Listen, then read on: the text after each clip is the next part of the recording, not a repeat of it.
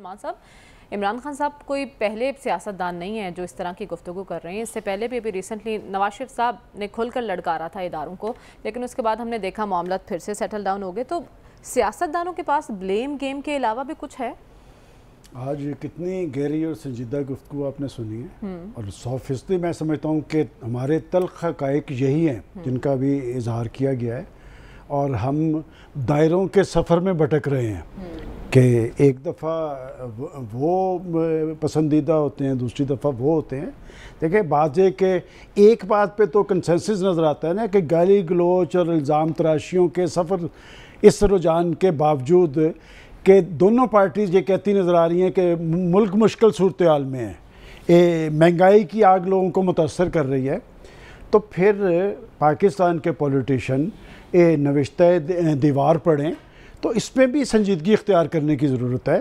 اور اگر ماضی کے اپوزیشن لیڈر اور آج کے پرائم منسٹر نیشنل ڈائیلاگ کی بات کرتے ہیں تو پھر بیٹھے نا کہ بات یہ کہ اگر آپ کی سیاست اسی بات پہ ہے کہ الزام تراشی لگا دیں، گالی گلوچ لگا دیں، اس نے تباہ کر دیا، اس نے فلاں کر دیا، تو بات یہ کہ پاکستان کے لوگ تو آپ کو اس لیے منتخب نہیں کرتے. وہ تو اس لیے منتخب کرتے ہیں کہ آپ لوگ برسر اقتدار آ کر پاکستان کی صورتحال کو سدھاریں، ان کی زندگیوں میں بھی کوئی اطمینان آئے. جو بیچارے جیسے تیسے نکلتے ہیں گھر میں اپنا حق رائے دہی جا کے آپ کے حق میں استعمال کرتے ہیں، آپ سے امیدیں اور توقعات قائم کر لیتے ہیں، کہ اگر آپ پہ یہی بخار سوار رہا کہ جی مجھے کیوں نکالا، اور پھر اب وہ آپ اداروں کو کبھی آپ نیوٹرلز کہہ کے بلاتے ہیں، کبھی آپ میر جعفر اور میر صادق کی بات کرتے ہیں. میرا خیال اگر ہم سب اپنے اپنے گریبانوں میں منہ ڈال کے دیکھیں تو سب کچھ کھل کے سامنے آ جائے گا. دیکھیں ہماری تلخ تاریخ یہی ہے کہ پاکستان کی سیاست میں گالی گلوچ کا رجحان پروان چڑھا اور سنجیدگی کم سے کم ہوتی گئی، اور اب یہ صورتحال ہے کہ ہم دیوالیہ پن کے قریب تھے اور کوئی بھی ذمہ داری لینے کے لیے تیار نہیں ہے. دیکھیں بات یہ کہ اگر آپ کے برسر اقتدار آنے کے بعد آپ کو کس نے روکا تھا کہ جی آپ اپنے منشور پہ عمل پیرا ہوں؟ بات یہ کہ آپ لوگوں کو یہ بتاتے رہے کہ آئی ایم ایف کی طرف رجوع کرنا خودکشی کرنے کے مترادف ہوگا، لیکن پھر آپ ان کی طرف ہی چلے گئے. پھر آ کے آج شہباز شریف صاحب آئے تھے افسوس کریے، اور میں حیران رہا کہ اس شخص نے کہا کہ سیاست کی بات نہ کریں. بات یہ کہ ملک کہاں پر کھڑا ہے. مجھے اس بات سے کوئی غرض نہیں ہے کہ کوئی مجھے گالی گلوچ کرتا ہے، الزام تراشی کرتا ہے. جس صورتحال سے ہم خطرناک زون سے نکلے ہیں تو میں نے انہیں پوچھا جی کہ کوئی لوگوں کے لیے ریلیف بھی؟ انہوں نے کہا جی اس وقت تک تو صورتحال یہ ہے کہ ہم مانگ تانگ کے گزارا کر رہے ہیں، لیکن اگر ہم نے سیاست کرنی ہے تو پھر پاکستان کے عوام کو ریلیف بھی دینی پڑے گی. لیکن ریلیف کب ملے گی؟ بات یہ کہ یہ ریلیف کے وعدے، یہ دعوے، یہ تبدیلی سرکار اور یہ سارے نعرے اور وعدے پاکستانی قوم نے دیکھ لیے ہیں. دیکھیں اس سے زیادہ بیچارگی کا عالم کیا ہوگا کہ لوگ کبھی ان سے توقع لگا لیتے ہیں، کبھی ان سے توقع لگا لیتے ہیں، لیکن ان کا چولہا جلتا نظر نہیں آتا، ان کا دل جل رہا ہے، ان کو لالے پڑے ہوئے ہیں. آج وزیر اعظم نے آپ کو یقین دہانی کرائی ہے، صرف وہ دعوے ہی آپ کو نظر آئے؟ دیکھیں بات میں نے جو بات وہ افسوس کے لیے آئے تھے، وہاں پر ہمارے محترم شامی صاحب تھے، سجاد میر صاحب بھی موجود تھے.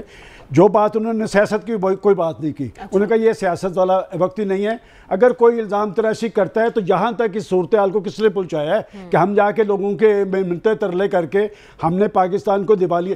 اب بات یہ کہ یہاں پر نہیں اس پروگرام میں کہا جاتا رہا کہ جی آپ کریں اقدام جو آپ نے کرنے ہیں. بات یہ کہ آپ تو دیوالیہ پن کے قریب ترین چھوڑ کے گئے تھے، اب آپ اپنا کیس اداروں کے خلاف پیش کرتے نظر آئے، اور ان اداروں کے خلاف. بات یہ کہ اب اس میں کیا کہا جائے کہ یہ 2 3 4 سال پہلے کی بات ہے. یہاں پر پاکستان کے اندر آپ نے آسمان اٹھا کے رکھا ہوا تھا کہ جی 1 پیج، اور میں آپ کو یاد ہوگا میں ہمیشہ کہتا تھا بڑی اچھی بات ہے کہ پاکستان میں اگر 1 پیج تھا تو پھر آپ کے لیے بڑا امتحان اور یہ تھا کہ آپ لوگوں کو ڈیلیور کرتے. بازی کے سیاستدان یہی کہتے رہے کہ ہماری ٹانگ کھینچی جا رہی ہے. جناب آپ کی ٹانگ تو کسی نے نہیں کھینچی تھی، آپ کے ساتھ تو سارے ادارے کھڑے تھے. اداروں نے اپنی جو میں سمجھتا ہوں کہ ایک اچھائی تھی، ان کا ایک تشخص تھا، اس کو داؤ پہ لگا دیا. اور جنہوں نے تشخص کو داؤ پہ لگا لیا آپ اسے چارج شیٹ کرتے نظر آتے ہیں. اور آپ یہ بات میری لکھ کے رکھ لیں، 6 مہینے بعد یہ کیفیت نہیں ہوگی. اس لیے کہ میں نے کہا نا وہ دائروں کا سفر ہے کہ آپ اب چونکہ زخمی ہیں تو آپ انہیں مورد الزام ٹھہرا رہتے ہیں کہ تمہیں نے درد دیا ہے، تمہیں دعا دینا. بات یہ کہ آپ کے لیے انہوں نے کیا کچھ نہیں کیا، اور اب آپ ان کو مورد الزام ٹھہرا رہے ہیں. میں سمجھتا ہوں اس کا حل کیا ہے. دیکھیں مسائل سارے بتاتے ہیں، اس کا حل یہ ہے کہ آئین پاکستان ہے، नुस्खा कीमिया आपके पास है, बड़ी अच्छी बात है कि उन्होंने भी सब कुछ भुगत लिया, पाकिस्तानी कौम ने भी इन हुक्मरानों की पॉलिसीज़ की वजह से सब कुछ भुगत लिया। आईने पाकिस्तान की तरफ वापस चले और उसमें सबका रोल मुतय्यन है, उसमें इदारों का रोल भी मुतय्यन है।